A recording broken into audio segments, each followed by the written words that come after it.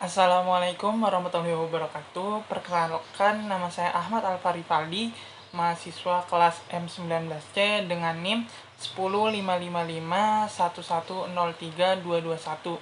Saya akan mempresentasikan mata kuliah penganggaran perusahaan, materi karakteristik perusahaan manufaktur dan struktur biaya.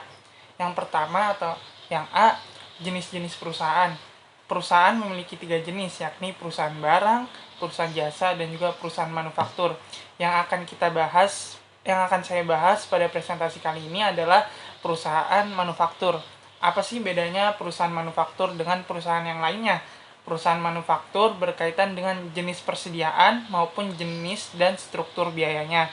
Lalu yang B, jenis persediaan di perusahaan manufaktur itu yang pertama ada persediaan bahan baku, yang kedua ada persediaan barang dalam proses, dan yang ketiga persediaan barang jadi. Selanjutnya adalah jenis dan pengelompokan biaya. Pengelompokan dan jenisnya adalah yang pertama ada biaya produksi, terdiri dari biaya bahan baku, yaitu biaya yang dikeluarkan untuk membeli bahan baku untuk menghasilkan suatu produk. Yang kedua ada biaya tenaga kerja langsung, biaya yang dikeluarkan untuk membayar tenaga kerja dalam membantu proses produksi suatu produk. Yang ketiga ada biaya overhead. Biaya selain dua biaya yang tadi, biaya di luar biaya yang tadi, tetapi tetap dibutuhkan dalam suatu proses produksi. Nah, biaya ini ada biaya bahan penolong, lalu ada biaya tenaga kerja tidak langsung, dan juga biaya pabrikase lain. Selanjutnya, biaya yang kedua, pengelompokan biaya yang kedua adalah biaya operasional yang terdiri dari biaya pemasaran, yaitu biaya untuk mendistribusikan produk sampai ke pelanggan. Lalu yang terakhir ada biaya administrasi umum, itu untuk mengurus keperluan perkantoran. Berikutnya ada arus biaya.